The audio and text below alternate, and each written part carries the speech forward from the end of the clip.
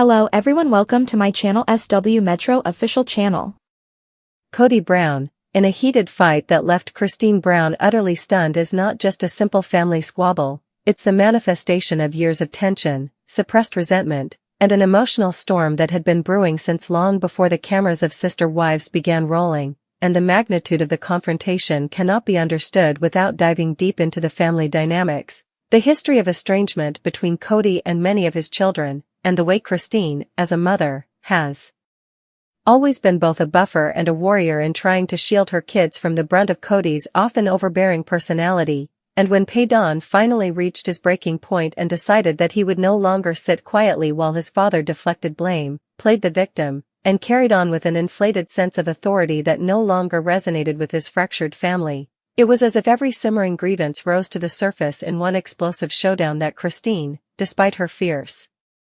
independence and her willingness to challenge Kody herself, still couldn't fully process, because watching your son directly go toe-to-toe with the man who used to be your spiritual partner creates a surreal collision of loyalties, fear, and pride, and in this case, the fight symbolized much more than an argument. It was a generational reckoning, where the son stood not only for himself but also as a voice for his siblings, for his mother, and for every wound inflicted by the dysfunction of a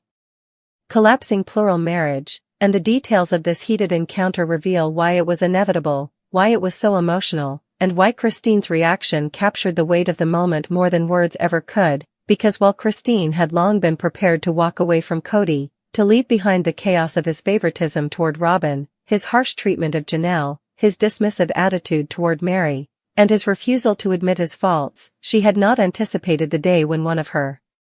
children would physically and verbally embody the rage she herself had buried for decades, and that is what makes the Paedon versus Kody fight so gripping, not only in terms of family drama but in terms of human psychology, the unraveling of power structures, and the painful liberation that follows after an oppressed voice finally erupts into defiance. And when reconstructing this explosive scene, it is crucial to look at the complex personalities involved, because Paedon, known for his blunt honesty and his mix of humor and intensity, is not the kind of son to carefully choose diplomatic words when he feels disrespected. He is outspoken to a fault, willing to call out hypocrisy, and unlike some of his siblings who have distanced themselves quietly, he confronts conflict head-on, and Kody, on the other hand, is a man who thrives on control, who has long believed that his patriarchal role as husband and father gave him not only the right but also the duty to dominate conversations, to issue proclamations, to decide unilaterally what is best for his family, and to dismiss challenges as disobedience, which means that when a son like Paedon directly stands up to him, it undermines Kody's entire worldview, his authority, and the persona he has clung to even as his marriages crumbled around him. So when this heated fight erupted, it was not just a father and son exchanging angry words, it was the collapse of a hierarchy, the eruption of buried grievances, and the exposure of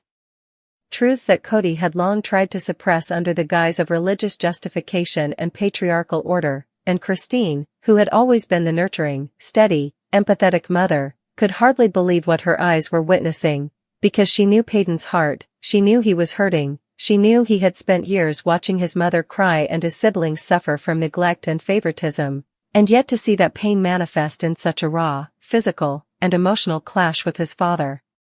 left her torn between horror at the intensity of the moment and admiration at her son's courage. And perhaps what makes this moment so fascinating in the saga of the Brown family is that it symbolizes a generational rebellion, because for years the children of polygamy had been told to be obedient, to respect the father, to endure the sacrifices that came with plural marriage, to live with less attention, fewer resources, and less stability while their father moved between households, favoring one wife, ignoring another, and enforcing rules that seemed arbitrary. But the new generation, the Paedons, the Aspens, the Michelties, the Gwens, are no longer willing to keep silent, they are willing to speak out, to post on social media, to challenge the narrative, and in Paedon's case, to confront Kody directly, even if it means an all-out fight, because for him the stakes are not just about his relationship with his dad, they are about reclaiming dignity, truth, and justice for his mother, and that's why Christine's disbelief at what she was seeing carried so much weight, because although she had long urged her kids to respect their father, to find a way to coexist with him despite his flaws, In that instant she realized that the cycle of control had finally broken, that the authority Kody once held over the household had crumbled in front of her, and while she may have been shocked, she also understood at a deeper level that this confrontation was the beginning of a new chapter in which her children were no longer afraid, no longer willing to bow down to a man who had long since stopped treating his family with fairness. And when analyzing the details of this fight, it is also important to consider the emotional triggers that led to it, because Kody had often lashed out at his kids during the pandemic, accusing them of betrayal for spending time with friends instead of following his strict quarantine rules. And Paedon in particular had grown frustrated at Kody's hypocrisy, seeing how Kody would demand obedience while bending the rules himself, seeing how he would shower Robin's kids with affection while creating distance from his older children, and when those grievances stacked up, it only took one spark to ignite the fire, and once ignited, the confrontation turned into a clash of wills, with Kody raising his voice, accusing Paedon of disrespect, while Paedon pushed back, reminding his father of years of absence, years of neglect, years of being made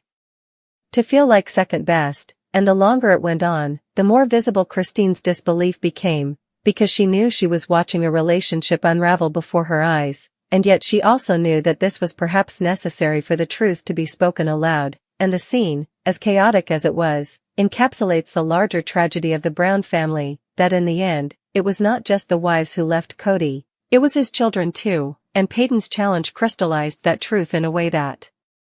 words alone never could. Paedon Brown, no longer the quiet, overshadowed boy but a young man brimming with a lifetime of observed neglect and seething resentment, finally stood his ground and challenged the patriarch, Kody, in a heated fight so visceral and shocking that his mother, Christine, could only watch in a state of stunned, heart-hammering disbelief, her eyes wide with a terrifying cocktail of fear, pride, and the horrifying realization that a final, unforgivable line had been crossed. The tension, as it always did in recent years, began with Kody. It was a familiar script, a family gathering, ostensibly for a purpose as mundane as discussing lots or infrastructure, quickly devolving into a platform for Kody's grievances, his perpetual victimhood, and his thinly veiled accusations against the wives and children he felt had failed to uphold his vision. He was likely holding court, his voice a familiar blend of performative authority and simmering bitterness, perhaps targeting Christine directly or bemoaning the lack of respect and cohesion in a family he had done the most to fracture. For years, the children had witnessed these tirades, these manipulative performances where Kody would rewrite history to cast himself as the misunderstood hero, while the mothers, Christine, Janelle, even Mary, often bore the brunt of his frustration, their responses a practiced mix of weary deflection and suppressed fury. But on this day, the calculus changed.